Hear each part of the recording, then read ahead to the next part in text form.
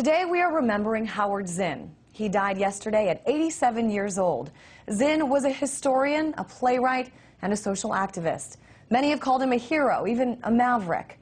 He definitely produced a different way of thinking for the world to share in. Joining us now from New York to tell us more about Zinn's life and legacy is RT correspondent Anastasia Churkina. Anastasia, talk to me a little bit about Howard Zinn and what you think that he will be remembered for. Well, Christine, this is a man who has been dubbed by some American Mahatma, someone who was a man of limitless depth and philosophy. This is a man who was an activist and historian who made history. This was an author of half a century and one of the most well-known authors of the U.S. left. He, among the things that he will be remembered by will be his commitment to the struggle for justice, for equality, his activism against injustice.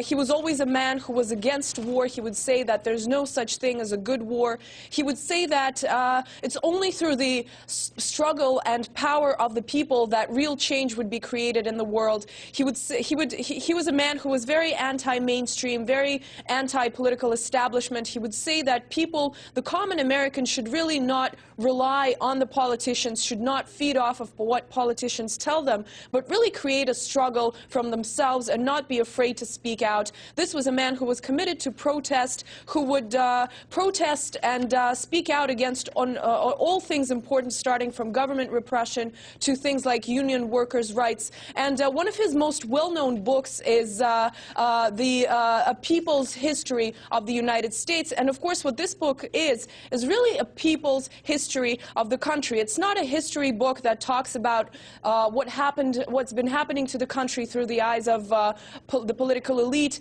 It's a history that is seen from the eyes of a common American. He drew from his own experiences, from the experiences of his people, and this book was really a timeless masterpiece. It was read by millions. It originally intended as for general readership. This book is and was taught throughout colleges and high schools throughout the United States. So really a very important work that's really been able to impact the minds of generations. But he's also written many more books. He's also written plays, one play on the anarchist Emma Goldman, another play on called Marx in Soho, about Karl Marx returning to modern-day New York and seeing what socialist realities are about nowadays. So really a man of a very deep person and someone who is going to be greatly missed throughout the country.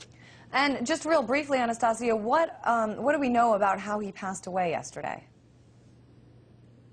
Well, like you said, Christine, he was 87 years old. Howard Zinn lived in Massachusetts, but he was spending these last couple of days in Santa Monica in California. And this man at 87 years old was taking laps in a swimming pool. He was swimming around, taking some days to rest. He was looking forward to another speaking engagement. He was telling his friends about how he's looking forward to it. And then he passed away in the swimming pool. He was immediately noticed by lifeguards, but he died instantly. And Anastasia, I know that a lot of times Howard Zinn has been called the man who gave a voice to the voiceless. Talk to me a little bit about what he thought, especially about what was going on with the current U.S. president. What were some of his last reflections?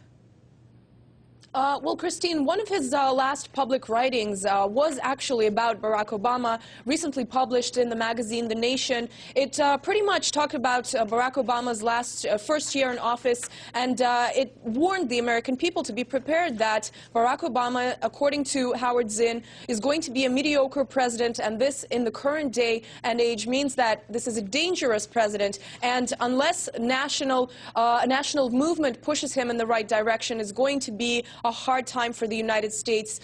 He's also said things like Obama is hardly any different from a Republican, and Zinn said that Obama was very cautious when it comes to domestic policies. He said that he compromised, and when you compromise, compromise becomes a compromise of another compromise, and this is basically what the United States is going through right now, according to Howard Zinn. All right, Anastasia Churkina, for joining us live from New York.